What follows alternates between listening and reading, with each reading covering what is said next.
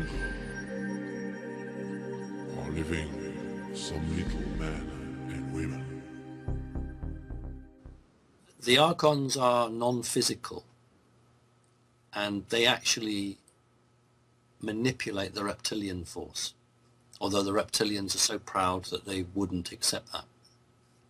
The Archons are in their own way trapped, and they can see the way that the human race is developing, and they need to leave. They cannot leave through the portal because the portal is on the verge of collapsing. But most reptilians will look on humans as the lowest of the low. When dealing with military, they have a first interaction protocol where the humans have to bow to them. After that, they don't have to do that because they've already shown their subservience to them. If you look at very wealthy bloodline families, the reptilians look on them as not equals, but as the anointed ones of power. So they don't have to bow generally. For instance, if a Rothschild grouping, the alien will have the reptile will have the head chair. There'll be a beautiful carved chair somewhere, and that's where he will sit, and then the family will sit round. They don't have to bow at that point, but there will be a ceremonial point where they have to do the bowing. But you're really talking to me about ordinary Joe or Josephine in the house, and the reptilian comes in. That's very rare. That's incredibly rare. Reptiles do not generally come into a house to waste their time with a human. They'll send a grey. But where a reptile does come down, it's because that individual is so important that it requires an interaction from the high level. Again, it depends on that individual. What is that person to them? What is that person to humanity? And they have, for want of a better word, time machines where they can predict ahead what each person will do. And if they see a person is a threat to them, they will attempt to come along, interact with them, and send them off on a different course. And your first time you came face to face with an alien was when you were about sort of 6 to 8 months? No, I would have come face to face with such a creature much earlier. The one you're referring to, I think, is a little bit later. Okay, so when the first one then? About 3 months old, 3 months to 4 months old. And what does this alien look like? Because obviously we have images in our mind of the ones that we see, you know, in movies or that sort of image. What did your alien look like? You're absolutely right. Hollywood's very good at putting out little creatures that people know as greys. This one researchers call a mantid, or in America it's referred to as a mantis. It's a green creature. It's about 7 foot tall, and this one wore a robe or a cloak, purple coloured. There we go, that's one of my drawings there. Oh, okay. And the creature literally reached into the cot that I was in. I remember it distinctly. It had wooden bars, green, yellow, red, blue, with like an abacus, painted abacus on the top. And this creature just reached and lifted me up, and then I was actually tilted over to look straight into its face. So these are experiences, and you don't use the word abduction, but you use the word contact, because you are a willing subject, a willing participant. They made it very clear to me that my soul is composed of 3 parts as a percentage: 33% reptilian, 33% mantid, and 33% human. The beings that I normally see, the beings that come to collect me, in America, researchers call them mantis. In Britain, we call them mantid. The other major entities that I'm very familiar with are the Draconis Reptilians. I don't see many of the little greys, which is perhaps unusual. And also the species that come from Orion or from Sirius, which have called the feline or the lion species. So it's mainly the mantis, the reptilian, Draconis reptilian, because there are many sorts of reptilian, and then the feline species. So yes, it's been ongoing ever since I can remember. So from the moment there when you were obviously very young, and you were meeting them in their various guises, when was the first time that you believed that you had contact outside of your living environment? I want to say the word abducted, obviously, but when were you taken? When did you go? That's a very incisive question. It's a very good question. In those early days, I wouldn't know they were aliens. To me, they were just things that came to visit me, and they were not distinguishable from my real family. Because these things have never hurt me, I never built up any sort of scaremongering or fear of them. I think from about 1963, that was my first experience of being taken off the Earth into a craft. And what did that, can you remember what that looked like? Oh, absolutely. Yeah. It was not a traditional Hollywood type flying saucer. It was a teardrop-shaped craft. If you can imagine a teardrop, like a water drop, but with the blunt end going forward and the pointy end at the back. Wow. I've always said that humans were not created by aliens. As much as one particular faction would like us to believe that was the case, that isn't. Humanity has been around in the multiverse for a very, very long time. But the human form that we have today is relatively new. I never accepted for 1 minute the Darwinian theory of evolution for humans. I accept it for animals, no problem at all. But for human evolution, I'm sorry, it just doesn't fit. It's not enough time frame to develop the complex creatures that we on this planet are. So it always was clear to me that something had happened, that some form of enhancement or development has taken place, probably on many accounts. They were altered and changed, and the 10 strands of DNA were removed from them. But because you see of multiverse or universal law, or perhaps better, the law of source, it is illegal with great consequences to destroy or kill DNA. You cannot do it.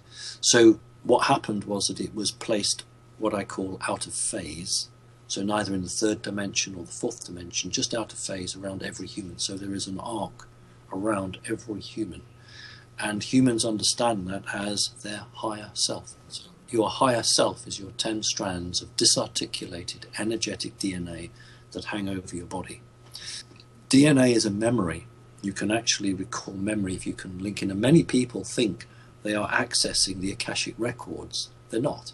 They're actually accessing their DNA memory. And so it is this that is trying to regain into the body. So it is doing what it's always supposed to do, get back into the body. And some people are better at it than others. And so people are at different speeds of integrating their DNA. This is a mothership, for want of a better word. I use that word because that's what humans would call it. This is a mantid craft which is looking into human timelines. When you are born and when you die, you have a timeline. You exist. Let's just talk about this one reality. You have one timeline. If you want to be contacted or abducted, then it isn't just chance. This is project management on the nth degree. So they will come for you at 2 seconds past 2 o'clock. And they will spend 30 seconds with you, or 50 seconds, and it has to be all project managed out. The guys on the front here, they're actually flying the craft. There are no poles holding the seats up. They are meant to be floating in the air. That's exactly what they're doing. These are viewing screens, and they are square. It's about one of the few square or oblong things you'll find on an alien craft. Most things are round or curved, but their viewing screens tend to be oblong or square. So they're flying it. These ones here are coordinating the information which is coming from the lower deck. We'll have a look at the lower deck in a moment. What I've tried to do is to draw the craft to show you how the power, the whole ship acts as a lifting body. It doesn't work like an aeroplane. The whole craft, some people refer to it as alive. That's not quite accurate, but it has to be the shape to conduct the energy around the hull of the craft. And learnt not to be open, not to discuss it, because outside of the very close family, most people can't handle it. And so this progressed through your childhood, and quite early on, you lost your virginity to one of these aliens. This is holographic, so I wouldn't have actually lost my virginity. This is a holographic image. We think we have some wonderful technology here on this Earth, but the technology that I've seen far surpasses anything that we have here, or at least anything that the military tell us they have. This was a holographic experience. How old were you? That would be about 1965. What age were you then? I would be about 5 or 6. You lost your virginity at 6 years old? No, I didn't say that. It was a holographic representation. So you had a sexual encounter? With exactly, at 6 years old? Absolutely, yes. So age doesn't matter to them? No, because it's about experience, it's about your soul. I know in the West we don't really understand soul. You went on to have non-holographic sex with an alien called a lion lady. Mm-hmm. Yes, and although you weren't attracted to her, you said that wasn't really what it was about. It wasn't like what we have here, where there's sort of, for the majority of people, there has to be a sort of attraction. It was for other means. This is an incredibly difficult subject for most people to understand, and I fully appreciate that most people can't get their head around it. We're talking about creatures that have the ability to enter your mind, to go into your mind and give you images, and to make you think one thing when actually you think another. So I think these creatures would have actually come into my mind and made me appear to love them, because otherwise you wouldn't actually have a sexual reaction with anybody unless you felt something for them. So I think it's more to do with that than anything else. Does that not bother you that they're doing that? Well, I mean, I'd be quite upset if someone came into my mind and convinced me that I fancied them. yeah, the thing is, I've seen these creatures ever since I was very young, from a very early age. And when you realise that humanity is not the only thing in this galaxy, when you get used to these creatures and you realise that mankind is literally just a pinprick in a massive constellation, some things become less important. This is the lower level. What you've got here is these guys who are sitting, operating everything below this line. The standing guys here are operating everything above here. These two are sort of coordinators. Is the commander, come down. So what these guys are doing is sending the information up to the top. So the twofold operation would be to identify where you're going to go to abduct people or contact people, and also to eavesdrop on every human communication available. And also enemy aliens. Because if you're interested in a certain human, you bet you someone else is as well, whether it's the NSA or the CIA, and you want to get there first. So when I say it's a game, I don't mean to belittle it, but it is very much like a game of chess. Technologies, you like this, I hope. You put your hand over what appears to be a solid piece of metal, a shape appears, it lifts up, floats up like that, and this device here allows the commander to observe the power plant. So diamonds, triangles, squares, oblongs all move across here passing information, so you don't have to go and do a diagnostic of the power plant. That does it all, and then you just hold it out and it drops straight back into the metal. It's a morphing metal. Transportation in tubes, you stand on a little disc and it flies you up. The little greys don't travel on those, they have little trains. Literally, like, think of a mine shaft where you see all the trains, but they run on a monorail, and the greys will sit in that, and if you like, on the underground bases, those that are left. The culture of a Draconis reptilian is one of ultimate power and greed without a concept of caring or sharing. And when you have a background of absolute command and control, you don't have that understanding or that capacity to come to the table and have this debate. That's the problem. This is why I talk about the culture and the ceremony and the ritual of these creatures, because they can't just come to a table and sit down and say, okay, cards on the table, we'll give this, what will you give? They can't do that until they can accept and understand that they are equal and they don't have a God-given right to eat people, to put it bluntly. There won't be a change.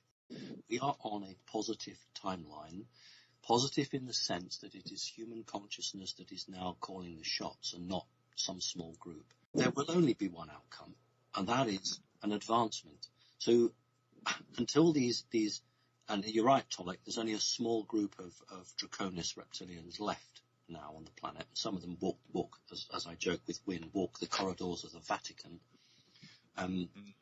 They need to understand that there is no get-out-of-jail card. What they've got to do is to be very, very proud of their culture, but they need to give up certain elements of their culture which teach them that they are better than anybody else, and that they are equal. But I can see that they are going to destroy themselves unless they make a change. And that's what they need to do. And if they don't make a change, they can't blame anybody but themselves.